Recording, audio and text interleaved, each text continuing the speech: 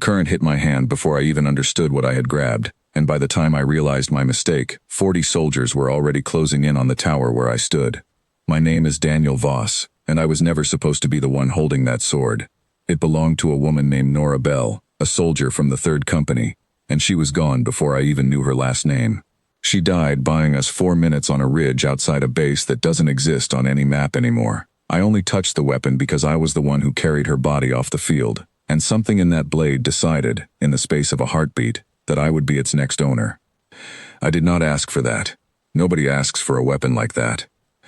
3 weeks after the ridge, I was standing in the broken shell of a communication tower, alone, with the enemy's forward line advancing across the open ground in front of me. The tower had been my post for 2 days, watching signal traffic, staying quiet, staying hidden. Then a patrol found the position, and within an hour, half the eastern flank of the Skarn army was rolling toward my location like a wave that had already decided where it wanted to land. I had a rifle. I had 3 magazines.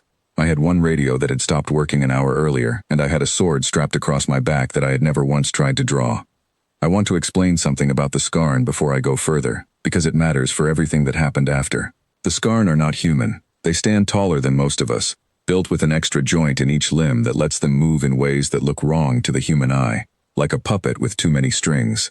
Their skin has a faint blue sheen under bright light, and their eyes do not blink the way ours do.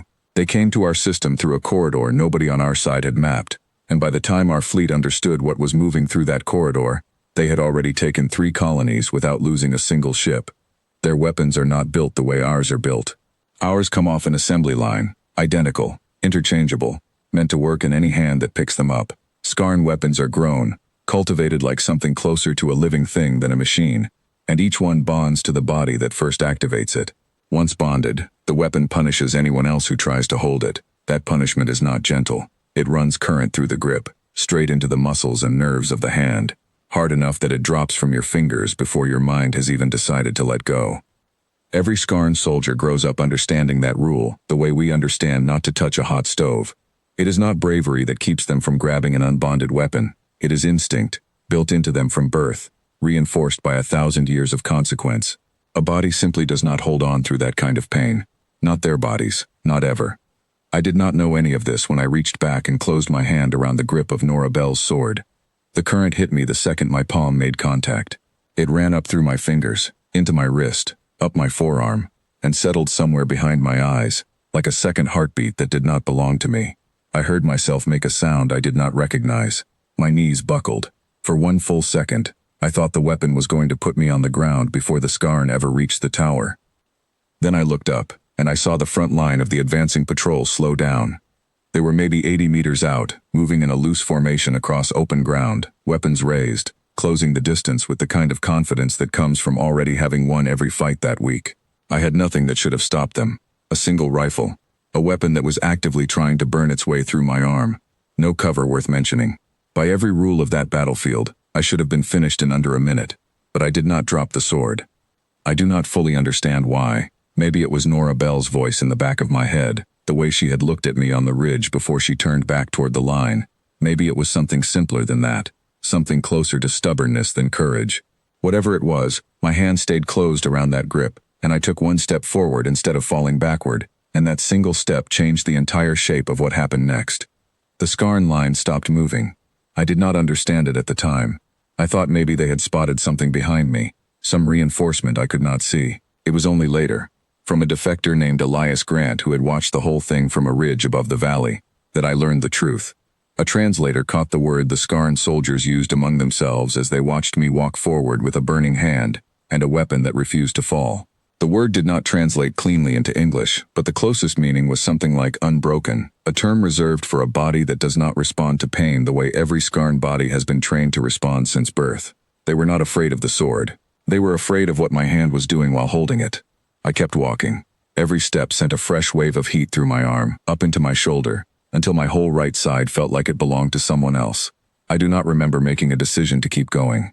I remember the ground under my boots and the weight of the weapon pulling against muscles that wanted to give out, and the strange, distant feeling that none of this pain was actually happening to me, that I was watching it happen to someone standing a few feet away. The first 2 soldiers in the Skarn line broke formation and pulled back, then a third. Within 10 seconds, The entire patrol was retreating across the open ground they had just crossed with such confidence, falling back toward a supply line that sat nearly a kilometer behind them. I did not chase them. I could not have chased them even if I wanted to. The moment the last soldier disappeared over the ridge, my legs gave out, and I went down hard onto the broken concrete of the tower floor, still holding the sword, still burning, until someone from my own unit found me 20 minutes later and pried my fingers open one at a time. That should have been the end of the story. A strange, isolated moment on a battlefield nobody remembers the name of. But word travels fast among frightened soldiers, and it travels even faster among soldiers who have just watched something happen that breaks a rule they have followed their entire lives. By the time I woke up in the medical tent 3 hours later, the story had already reached 3 other units along our line. By the next morning, it had reached command, and 2 days after that, it reached someone I never expected to hear from at all. Her name, translated as closely as our systems could manage, was Yathera, and she commanded the entire Skarn advance across our sector.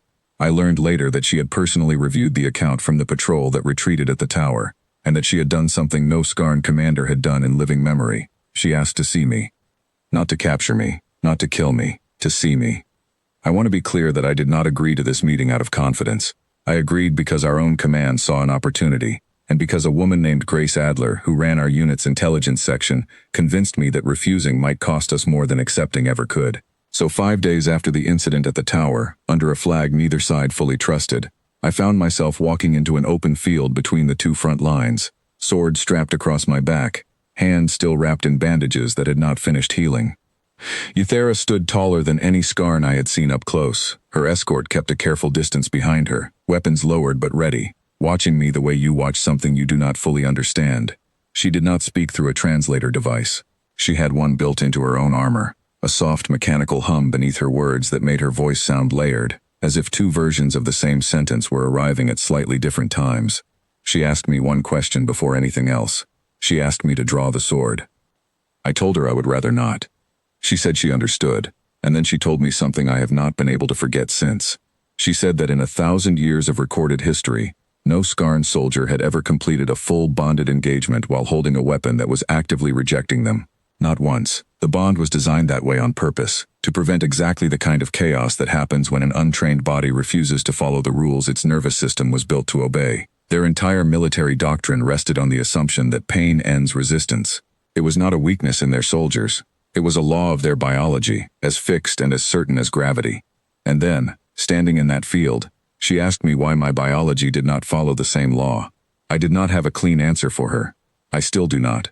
I told her the truth, which is that it hurt exactly as much as it looked like it hurt, and that I very nearly let go more than once, and that the only reason I did not was some stubborn, useless part of my mind that refused to accept the ground I was standing on. I told her about Nora Bell, and the 4 minutes she bought us on the ridge, and how I had not been ready to let that mean nothing. Yathera was quiet for a long time after that, long enough that her own escort began to shift with visible unease behind her. Then she said something that changed the direction of the entire campaign, though I did not understand its full weight until much later. She said that an army built on a law that can be broken by a single soldier is not as strong as it believes itself to be, and that she intended to bring that observation back to her queen, along with a recommendation to slow the advance until they understood what they were truly facing. I do not know exactly what happened after she returned to her own lines. What I do know is that the Skarn advance in our sector stalled for 11 days, an eternity by the standards of that war, while their command structure worked through something none of us were allowed to see. Our own forces used those 11 days to reinforce 3 positions that would otherwise have fallen. A woman named Priya Malhotra, who commanded our northern flank, later told me that those 11 days likely saved more lives than any single engagement in the entire campaign. I did not feel like someone who had saved anything. I felt like someone who had gotten lucky, and who had a badly damaged hand to show for it. The sword stayed with me for the rest of the war. I learned, slowly and carefully, how long I could hold it before the current became more than I could manage. 90 seconds, on a good day. Less than that when I was tired or injured or had not eaten properly. I never trained with it the way a soldier trains with a proper weapon. I simply learned its limits, and my own, and tried never to confuse the two. There was one more moment, near the end of my time on that front, that I think about more than any other. We had pushed the Skarn back across a river that marked the edge of what had once been a farming settlement before the war reached it. A small group of their soldiers had been cut off from the main retreat, trapped between the river and a collapsed bridge, with nowhere left to go. Our command wanted to end it quickly. I asked for 10 minutes first. I walked out alone, sword strapped across my back, hands empty, toward the group of scarred soldiers who had every reason in the world to see me as a threat. I did not draw the weapon. I did not need to. The story had traveled far enough by then that my presence alone changed the shape of the moment. I told them, through the small translator device Grace Adler had given me before I left, that there was a way off that riverbank that did not end the way they expected it to end. I told them about the 11 days their own commander had bought with a single question in an open field. I told them that a law which only holds because nobody has tested it is not really a law at all, and that maybe it was worth asking what else they had been told that had never actually been tested. 6 of them crossed the river with me that afternoon, weapons left behind on the bank. I do not know what happened to the rest. I never learned all of their names, and I am not certain any of us fully understood, in that moment, what we were building between two sides that had spent a year trying to erase each other from that stretch of coastline. What I do know is that the story of the tower, and the sword, and the current that should have dropped me to the ground but never did, became something larger than the moment it started in. It became a question that traveled through an entire army, one soldier at a time, until enough of them were asking it that the answer stopped mattering as much as the asking itself. I still carry the sword. I keep it in a case now, not strapped to my back, because the war in that sector ended not long after the river crossing, in a way that had far less to do with weapons than anyone expected going in. I do not fully understand why one moment on a broken tower changed as much as it did. I have stopped trying to explain it in terms of strength, because I do not think strength was ever really the point. I think the point was smaller than that, and stranger than that. I think an entire army built its confidence on the certainty that pain always wins, and one afternoon, on ground that did not matter to anyone before that day, it did not win quickly enough. That was all it took. Not a victory, not a battle turned. Just a single soldier who kept his hand closed a few seconds longer than anyone on either side thought was possible. Nora Bell never got to see what her sword became after she was gone. I think about that more than I probably should. She bought 4 minutes on a ridge that most records have already forgotten, and somehow those 4 minutes turned into 11 days, and those 11 days turned into 6 soldiers crossing a river. And I still do not know how to measure a chain like that, or where exactly it starts, or whether it has actually finished unfolding even now. What I know is this: my hand still aches sometimes, in cold weather, along the same line where the current used to run. It is a small thing, a private thing, and most days I barely notice it at all. But every time I do, I remember standing on that tower floor with my knees buckling, and my vision going white at the edges, certain I was about to fall, and choosing, for reasons I still cannot fully name, not to. That choice did not make me a hero. I want to be honest about that, because too many stories like this one get told as if a single moment can turn an ordinary person into something they were not before. I was frightened on that tower. I am not certain I have ever stopped being frightened, in one way or another, since that day. What changed was smaller and quieter than heroism. I simply did not let go when every rule I did not even know existed told me that I should. Sometimes that is enough to change the shape of a war. Sometimes it is enough to change the shape of a single afternoon. I have learned not to guess in advance which one it will be, and I have learned that the not knowing is part of what makes the choice matter at all. I do not know if anyone will remember the tower, or the river, or a woman named Nora Bell who never got to see any of what came after her. But I remember, and some days that turns out to be enough to carry forward, one ordinary, aching hand at a time.